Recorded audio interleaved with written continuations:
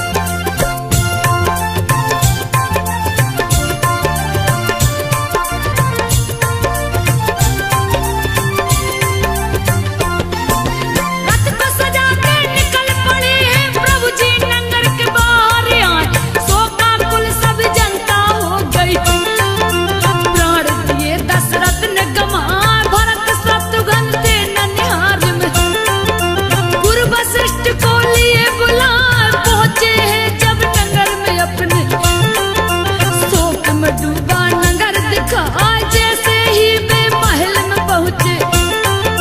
के कैली सीने से लगा राजा बन के राज करो तुम, राम को दिया बनवास पठाए दशरथ प्राण वियोग में त्यागे।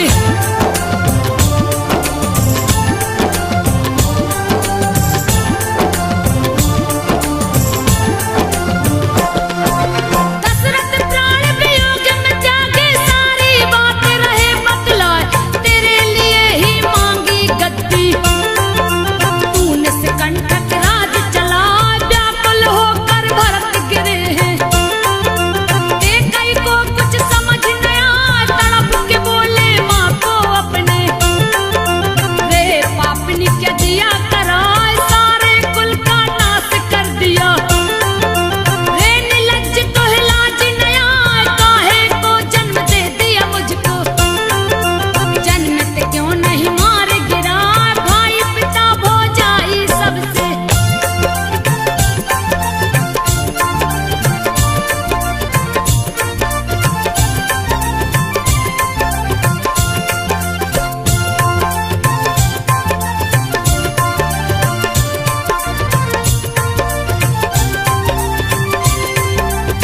भाई पिता भौजाई सबसे तूने दिया मुझे है बिछड़ा, जीभ क्यों नहीं गिर गए तेरे, जब मांगी वरदान को जाए अपने मुंह को करके काला, जाए आंखों से दूर हो जाए सज धज के है कपड़ा आई। देख शत्रुघ्न गए किसे आए, क्रोध में आके वे कुपड़ा पे, कस के मुक्का दिए चला, मोह के बाल धरती पे गिर गई। बुरा करे वो बुरा फल पाए, जाके मिले कौशल्या माँ से।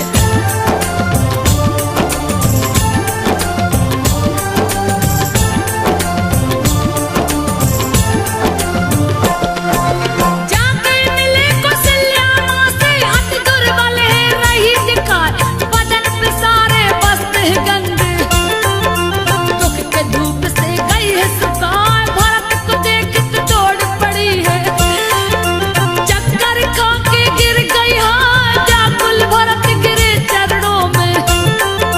पूछ बैठे माता से जाए, लक्ष्मण कहाँ है राम कहाँ है, पिता कहाँ है दो बतलाए, कहाँ है मेरी सीता माता, कोई नहीं है रहा दिखा, बांझ क्यों नहीं हुई है के गई।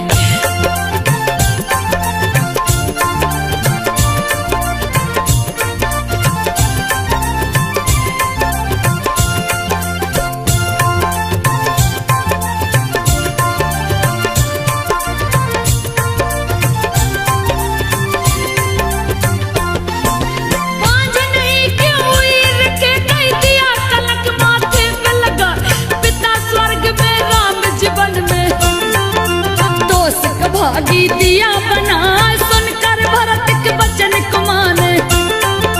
उठ के लिया सीने से लगा, आंखों से आंसू लग बहने, रोकने से भी रुक नहीं पा, शत्रुघ्न भी हृदय लगा के, गोद में अपने लिया बिठाए, गुरु वशिष्ठ भी समझाए हैं, होनी को कोई टाल न पाए, क्रिया कर्म करता है पिता का।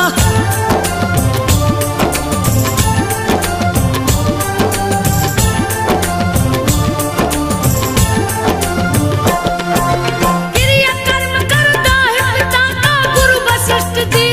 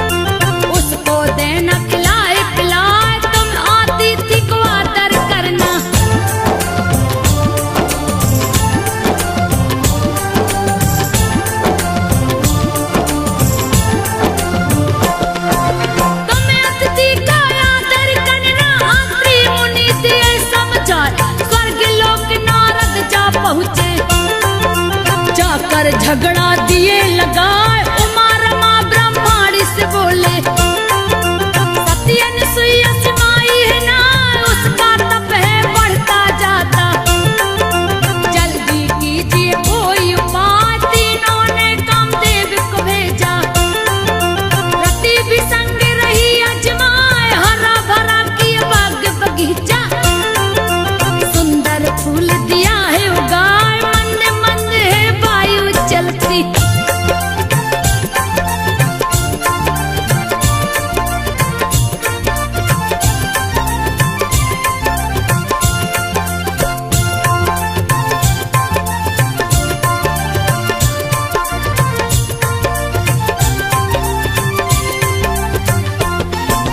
मंद मंद है वायु चलती, ऐसा दृश्य न देखा जाए, पशु पक्षी सब कलरव करते, भौरा कली में रहे मंडराए, मौसम को सुंदर है बनाया, जिसका वर्णन किया न जाए, बड़ी सुहावन बना दिया है, रति क्रिया को जी ललचाए, अनसुईया निकली है घूमने, मेनका उसको रही दिखाए, पति सुख की बातें करती, सती के सत्य को रही डिगाए, मेरे पति तो तीरथ गए हैं।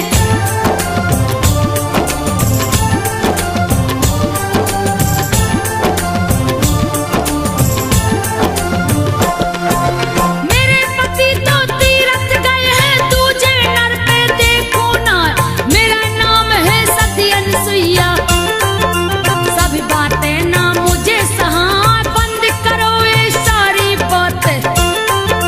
अनसुईया जी रही समझा, फिर भी मैंने कहे कि न मानी, उसके अंग को रही सजा, बहुत अप्सरा पास में आ गई, नाचे गाए खुशी मनाए, बहकी बहकी बातें करती, अनसुईया को रही डिगाए, कामदेव चल छल करने को।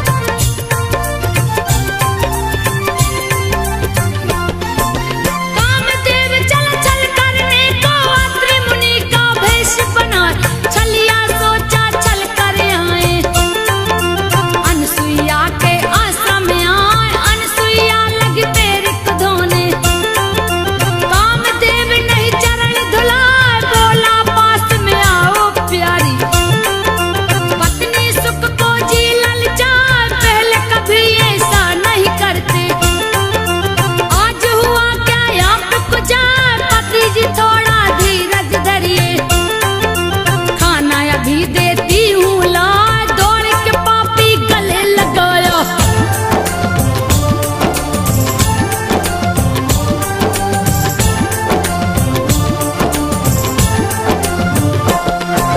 दौड़ के पापी गले लगाया, अनसुईया अपने को बचाए, अपने तप से सती ने देखा, मेरा पति नहीं है हाय, कामदेव ने रूप बनाकर मुझको छलने गया है, यार क्रोध के मारे लाल हो गई, गंगा जल को हाथ उठाए, जैसे ही श्राप वो देना चाहिए, कामदेव गया डर से पराए, भागा अपनी जान बचाकर, जान के लाले पड़ गए हाय, सती का सत्य भारी पड़ा उस पे।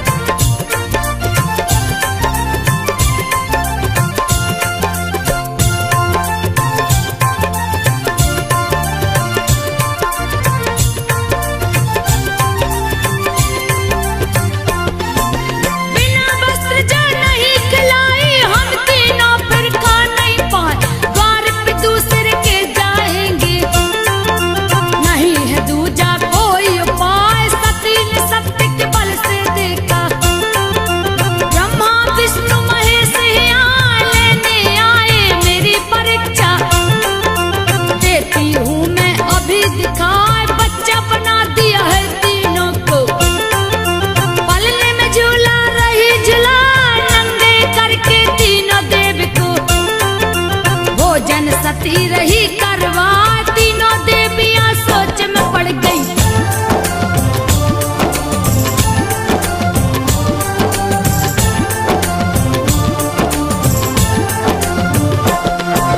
तीनों देवियां सोच में पड़ गई, कैसी आफत आ गई यार, हाथ जोड़ जाए अनसुईया को।